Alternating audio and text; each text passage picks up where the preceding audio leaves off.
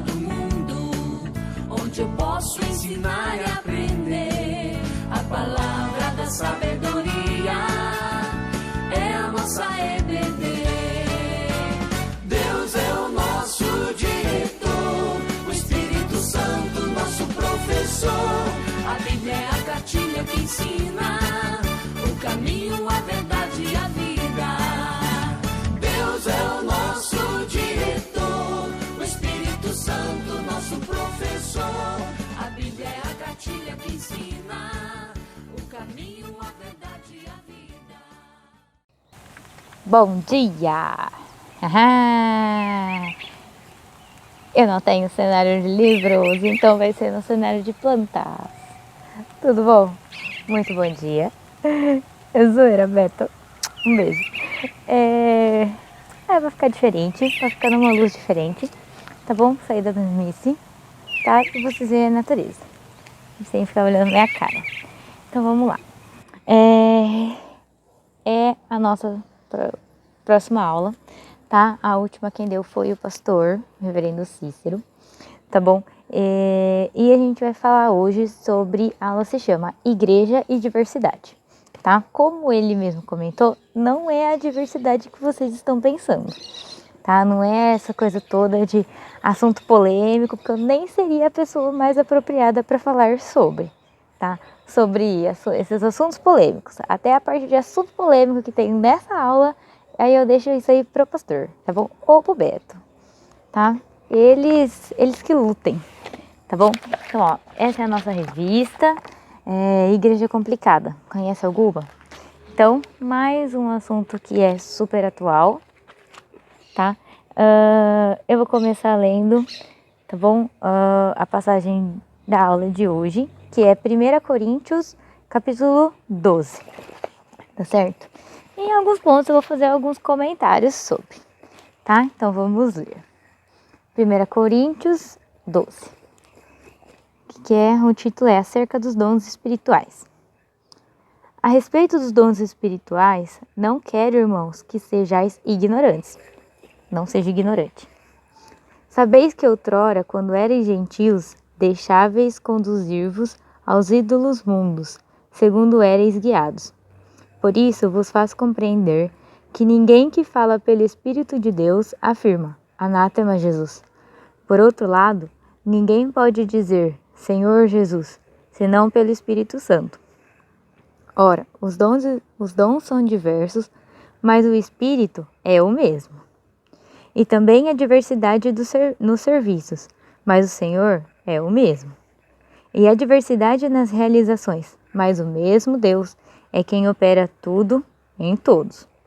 A manifestação do Espírito é concedida a cada um, visando a um fim proveitoso, porque a um é dada mediante o Espírito a palavra da sabedoria, a outro, segundo o mesmo Espírito, a palavra de conhecimento, a outro, no mesmo Espírito, a fé, e a outro, no mesmo Espírito, dons de curar, a outro, operações de milagres, a outro, profecia, a outro, discernimento de espíritos, a um, variedade de línguas, e a outro, capacidade para interpretá-las. Mas um só e o mesmo Espírito realiza todas estas coisas, distribuindo-as como lhe apraz, como lhe convém, a cada um individualmente. Porque assim como o corpo é um e tem muitos membros, e todos os membros, sendo muito, constituem um só corpo, assim também com respeito a Cristo. Pois em um só Espírito todos nós fomos batizados. Em um corpo, quer judeus, quer gregos, quer escravos, quer livres, e a todos nós foi dado beber de um só Espírito. Porque também o corpo não é um só membro, mas muitos. Se disser o pé, por que não sou mão, não sou do corpo? Gente, pausando. Eu imagino, nessa fase aqui, na hora que ele está escrito, parece muito assim, a gente fazendo picuinha. Mas aí Paulo escreve assim, né? Imagina assim, se O pé fala assim, eu não sou mão, eu não queria ser pé, eu queria ser mão. Eu não sou mão, eu não vou fazer parte desse corpo. Eu não vou fazer função nenhuma. É mais ou menos assim que ele tá falando. E não faz sentido algum, mas é isso que a gente faz. Na verdade, é isso que a gente faz. Então, vou continuar. Nem sei onde estava, peraí. Assim, no 15. Se disser o pé, porque não sou mão, não sou do corpo. Nem por isso deixa de ser do corpo. Se o ouvido disser, porque não sou olho, não sou do corpo. Nem por isso deixa de o ser. Se todo o corpo fosse olho, onde estaria o ouvido? E se todo fosse ouvido, onde o olfato? Mas Deus dispôs os membros, colocando cada um deles no corpo, como lhe aprouve, como lhe convém. Se todos, porém, fossem um só membro, onde estaria o corpo? O certo é que há muitos membros, mas um só corpo. Não podem os olhos dizer à mão, não precisamos de ti, nem ainda a cabeça aos pés, não preciso de vós. Pelo contrário, os membros do corpo, que parecem ser mais fracos, são necessários. Pausa de novo. A gente sabe, todo mundo sabe da história de que se você arrancar o dedinho do pé, que parece um negócio insignificante, pra mim é ridiculamente feio meu dedinho do pé. Quem conhece sabe, tá? Tem gente que me conhece desde quando eu nasci e só foi descobrir pouco tempo atrás que meu dedinho é ridículo de feio. Mas enfim, eu preciso desse dedinho no meu pé. Por quê? É ele que dá o equilíbrio pro nosso corpo. Então, o que tá falando? Gente, tá falando na Bíblia isso, que até o menor das coisas tem um significado. E se você tira o seu dedinho, se você não tem o seu dedinho do pé, você tem toda uma falta de equilíbrio no seu corpo inteirinho. Vamos lá, continuemos. 23, no versículo 23. E os que vos aparecem menos dignos no corpo, a estes damos muito maior honra. Porque os que em nós não são decorosos, revestimos de especial honra. Mas os nossos membros nobres não têm necessidade disso.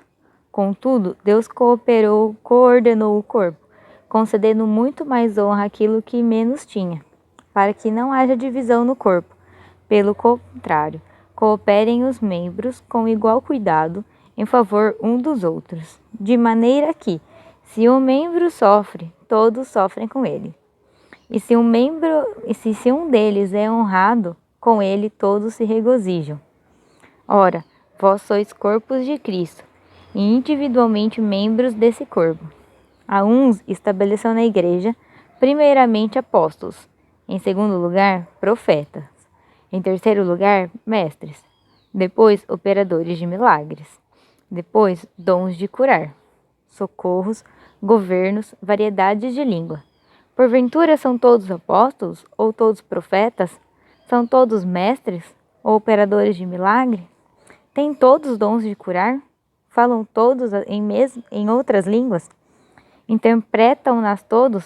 Entretanto, procurai com zelo os melhores dons. Bom, vamos lá. Recapitulando só, qual é a função desse livro de 1 Coríntios? Paulo está escrevendo uma carta chamando a atenção da igreja que era estabelecida em Coríntios, tá? Então, o que o Paulo está fazendo aqui? Pegando os defeitos da igreja até agora, né? Por isso que se chama a nossa revista Igreja Complicada, que na igreja de lá era uma igreja bem complicada. Tipo a de todo mundo atualmente, né? Que igreja não é complicada. Somos todos pecadores e fazemos parte sempre de igrejas complicadas. Por culpa de quem? Nossa mesma. Mas enfim, Paulo estava fazendo uma carta, ele fez toda uma carta, pegando no pé do pessoal da igreja de Coríntios daquela época. E ele estava falando assim, viu? Olha o que vocês estão fazendo. Deus deu um dom para vocês. O que estava acontecendo lá? Estava tendo picuinha. Estava tendo o ego inflamado. De um se vangloriando porque, eu tenho dom de pregar. Outro reclamando de, eu tenho o dom de falar em línguas. É ridículo. Pensa nos dias atuais. Atualmente é sempre assim, ó. Geralmente quem mais se vangloria ou quem tá lá na frente fazendo alguma coisa, falando, dando algum estudo, dando algum sermão, ou geralmente o foco maior sempre é o louvor. Então, porque eu canto muito bem, eu toco piano muito bem, se eu sair desse grupo de louvor, não vai ter mais ninguém para tocar a minha bateria. Então, eu sou uma pessoa insubstituível. Se alguém for lá me substituir, não vai nem tocar direito, toca super mal. A pessoa tá lá, tocando mó desafinada, erra toda hora. Mas pelo menos ela tá fazendo o papel dela. Enfim, vamos para isso mais para frente. Continuando. Então, o que estava acontecendo na igreja naquela época? Tava rolando pura picuinha. E, gente, o texto todo fala o quê? Que o dom veio de Deus. Deus não deu esse dom. Se a gente tem que ter cada um dom diferente do outro. Se todo mundo só tocasse violão, o que ia acontecer na igreja? Só um monte de... Se todo mundo só pregasse, ia ser um querendo pregar pro outro e ninguém ouvindo. Se todo mundo só desse aula pra criança, só as crianças iam ser inteligentes, né? Porque só as crianças iam aprender. O resto não ia acontecer mais nada. Entendeu? Não faz sentido algum. E da onde que vem, né? Um episódio que é muito marcado de onde que veio esse dom. É daquele evento do Pentecostes. No Pentecostes, para quem não sabe, é uma situação que os discípulos todos, né? E vem o Espírito Santo e começa a habitar neles. Então, a partir daquele momento, é como se uma parte de Deus habitasse em nós e o Espírito Santo, do jeito, igual fala aqui nessa passagem que a gente leu, acho que tem umas 2 vezes que fala, que ele distribui do jeito que lhe convém, do jeito que lhe aprouve. Então, ele pode olhar para minha cara, não é bem assim que funciona, tá? Mas só para entender, ele pode olhar para minha cara e falar assim, eu quero dar o dom dessa menina aí de dar aula para criança. Beleza. Ele quis, mas ele podia ter me dado qualquer outro dom. Ele podia ter me dado o dom de tocar violino, que eu não faço nem ideia como é que faz, não funciona nem nada.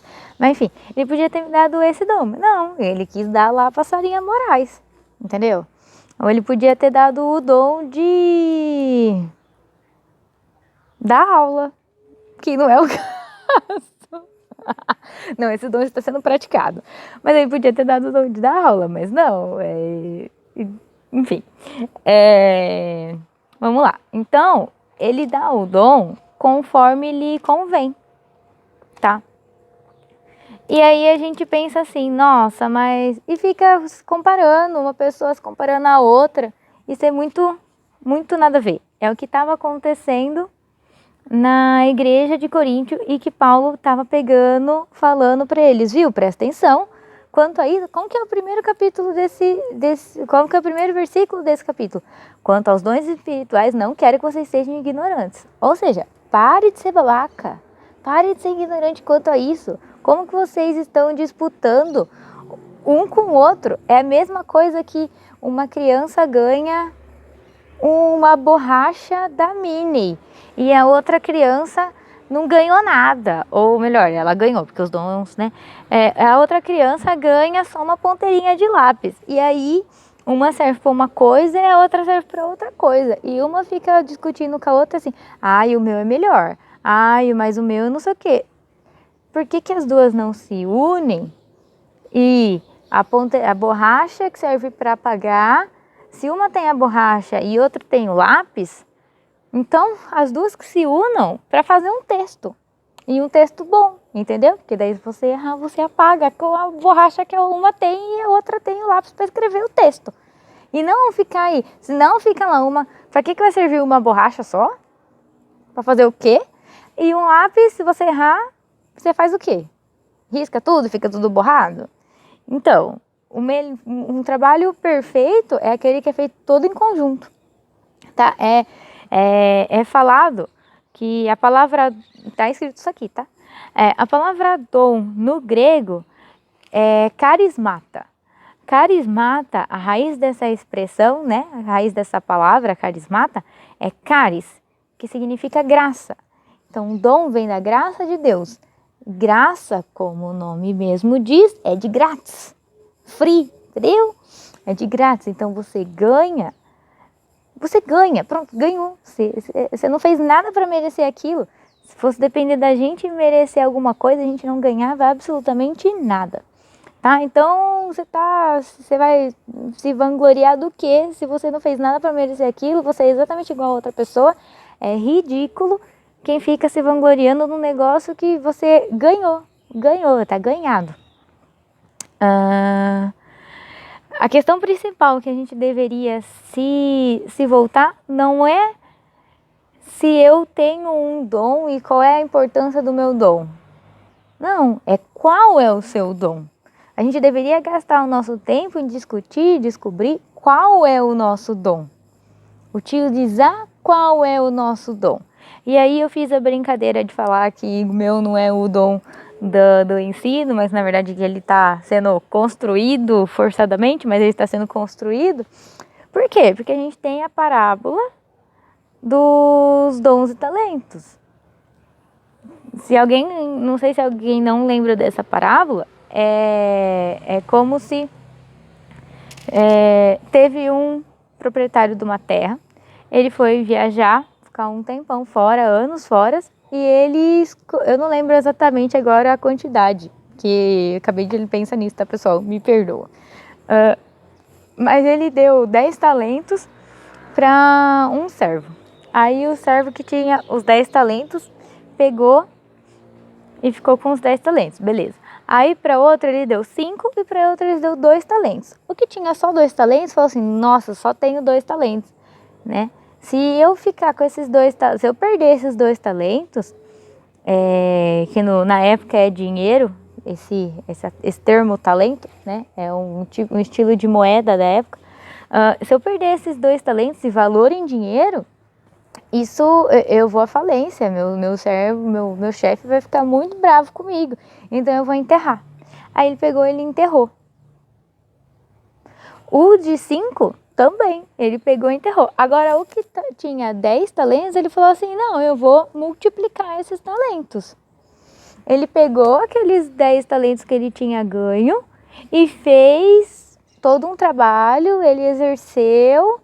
E a hora que o patrão dele voltou, ele tinha mais do que os 10 para entregar para ele. Vindo para nossa referência. Se Deus me deu um talento só, tipo, eu só tenho o dom de cantar. Exerça outros talentos, aprenda outros. Pratique para aprender a dar aula para crianças, pratique para fazer obras sociais. Porque a hora que Cristo voltar, que ele é como se fosse o nosso chefe da história dos talentos, ele vai cobrar de você. Então, se você não exerceu o que ele te deu, e se você não criou outros, ele vai te cobrar. Tá certo? Então, seria isso.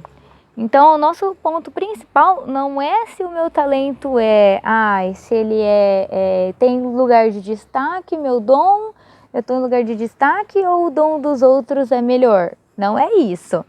A gente deve se focar em qual é o teu talento, qual é o teu dom e como eu posso desenvolvê-lo, tá? Vamos lá. O texto, né? O assunto principal é igreja e sua diversidade. O que a gente está falando aqui? Que cada pessoa tem uma função diferente. E Paulo faz a comparação com os membros do corpo, tá? Que até eu dei risada, né? Falei da questão de que se um membro do corpo quiser falar assim, não, eu não queria ser pé, eu queria ser mão. Não faz sentido nenhum. A gente, num corpo, para ele funcionar inteiramente bem, ele precisa tanto do pé quanto da mão.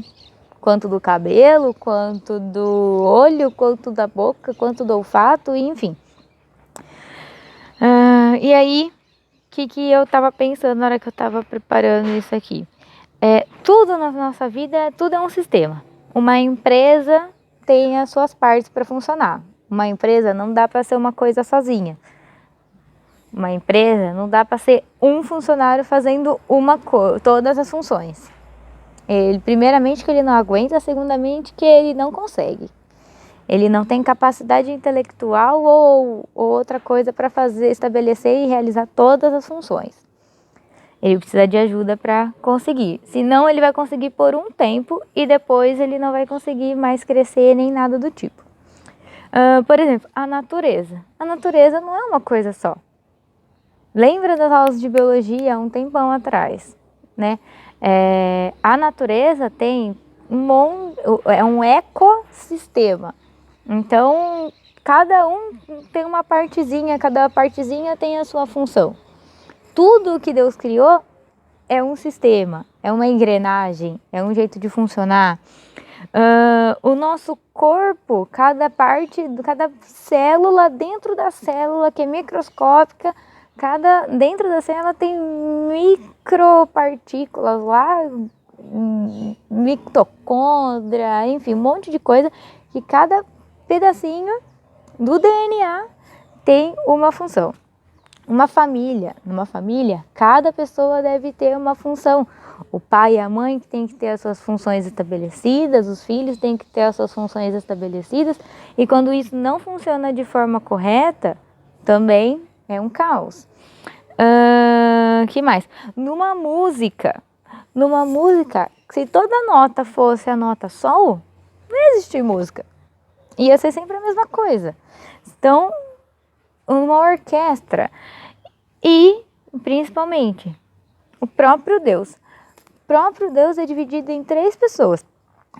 Deus Pai, Deus Filho e Deus Espírito Santo. E em cada uma delas, uma parte da pessoa Deus, cada parte dele tem uma função, tá? Então, se até o próprio Deus é como se fosse um sistema, é mais de um, são 3 pessoas em um, quem dera nós queremos ser o centro total da igreja. Não é? É como se Deus fosse, fazendo a ligação com a ilustração do corpo que Paulo fez. É como se Deus fosse o cérebro, né? Deus que manda os impulsos nervosos e o comando para cada membro da igreja fazer uma tarefa. Entendeu? Então não faz sentido a gente pensar só em nós. E aí, uma pessoa, né, que pensa só em mim mesma, ou o contrário, tá? E aí eu quero deixar até uma indicação de livro, tá?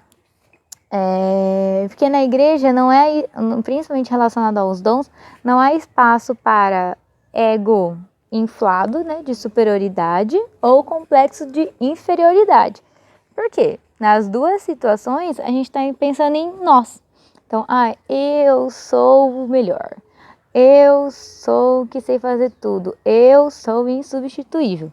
Esse é um ego inflado. E o complexo de inferioridade. Eu não sirvo para nada. Eu sou um injustiçado. Eu sou um pobre coitado. Você também está só pensando em você mesmo, tá?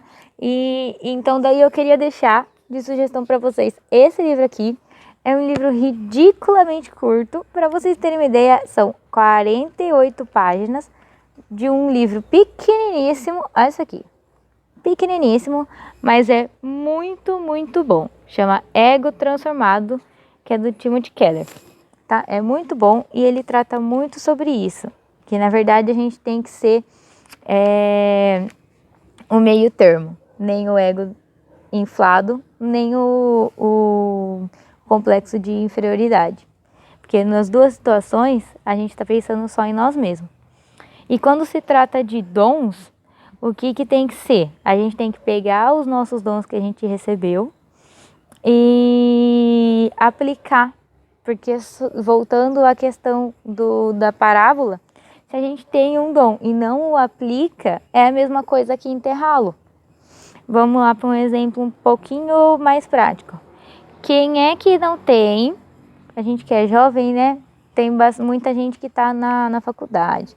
Então, quem é que não tem na faculdade aquele professor que é super entendido da coisa, que a hora que você chega na faculdade, assim, nossa, fulano de tal, ele é mundialmente reconhecido pelas pesquisas dele, é a rainha de não sei o que, para vocês terem uma ideia. Eu tive uma professora que ela é reconhecida mundialmente e até as pessoas ouvem e falam assim, ela é a rainha do flúor, né?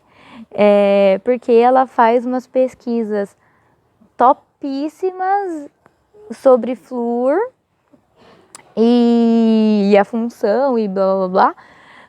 E ela é reconhecida mundialmente, mas na aula, para me ensinar uma aula, para dar uma aula, ela é uma porcaria. Me desculpa, gente. Mas pra mim ela não tem função nenhuma. Pra mim ela não foi boa. Pra mim ela não é boa. Entendeu? Mas assim, tô falando pra mim, mas pra sala no geral, né? Como professora, como passar uma informação pros alunos, ela não serve. Ela tem o conhecimento para ela, mas ela não sabe repassar esse conhecimento. Então, se a gente, imagina agora, se a gente tem um dom, se a gente tem uma coisa, mas a gente não repassa, ou a gente não pratica uma forma de realmente passar e ensinar as pessoas, que função você tem? É a mesma coisa que nada. Então, você não está servindo para nada. Entendeu? E aí, eu peguei outro exemplo aqui, seria igual um empresário. Um empresário que não é um líder, um empresário que é um chefe. Sabe aquele chefe que é tipo a mulher do Diabo Veste Prada, aquele filme assim? Que é aquela pessoa carrancuda, aquele chefe bravo, que é visto como um monstro. Mas por quê? Porque ele nunca aceita que está errado, ele não está lá para colaborar, ele não vê as pessoas que trabalham com ele como uma equipe. Ele quer ser sempre assim, ele lá em cima, no topo, ele é o chefe e vocês são a ralé, vocês são meus funcionários. Então, com isso, uma pessoa desta forma, que não trabalha em conjunto, que não trabalha de forma a crescer e aprender, tem chances até de levar à falência a sua própria empresa. E na igreja é a mesma coisa. Pessoas que não sabem trabalhar em conjunto têm que praticar isso, porque senão é melhor que ela nem trabalhe. Porque ela pode levar a igreja a uma falência. Certo? Sim. E então, para eu concluir, para eu finalizar aqui, a gente sempre pega no pé disso, que ser cristão é servir. Porque Deus mesmo fez o quê? Jesus mesmo foi lá e lavou os pés dos seus discípulos. Porque tem o versículo que